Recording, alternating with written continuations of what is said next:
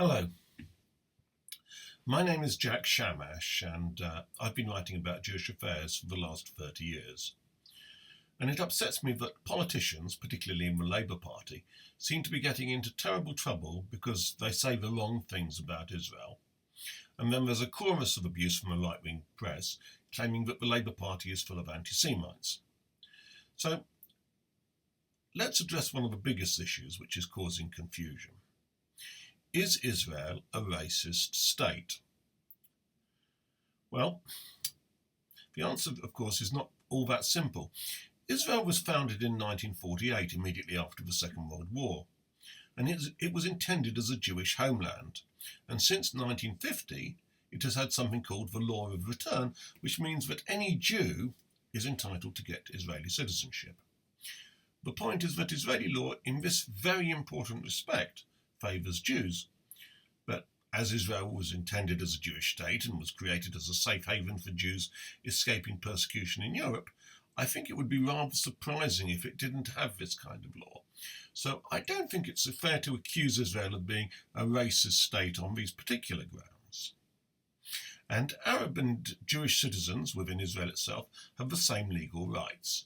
They can all vote, they can use the civil law, and the state is run on secular lines. So although the Arabs have the same sort of problems that other minorities have, you can think of the Catholics in Northern Ireland or the Kurds in Turkey, the state itself is not racist. Now, the real problem comes with the Palestinians in the occupied West Bank and Gaza.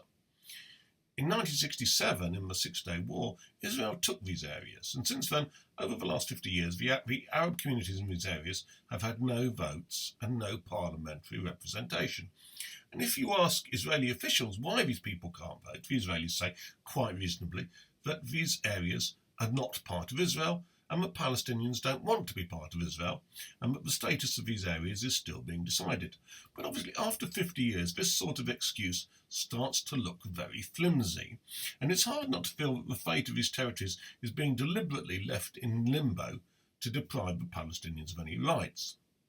And there are plenty of Israelis living on the West Bank who I would describe as racist. I remember talking to the mayor of Ariel, this was about 20 years ago. Ariel is one of the biggest West Bank settlements, and he made it very clear he didn't think the Palestinians were important. He told me, if I was a Palestinian, I would hate us. He said it's either them or us, and he felt that Palestinian rights weren't very important, and I have to say that I thought he was racist. And so to answer the question, is Israel a racist state? I think you'd have to say that it's not a racist state, but the continued failure to resolve the issue with Palestinians means that it's definitely drifting in a racist direction. But let me advise anyone on the left, don't get involved in the issue of whether Israel is a racist state, because you'll soon find yourself getting into terrible trouble. Don't talk about racism, just stick to the important points. The Palestinians on the West Bank and Gaza have very few rights. Until their position is resolved, there will be bloodshed. And if the Israelis are serious about peace, they need to get together with Palestinians and to create a workable Palestinian state. That's the important issue. The issue of racism is probably a good one to avoid.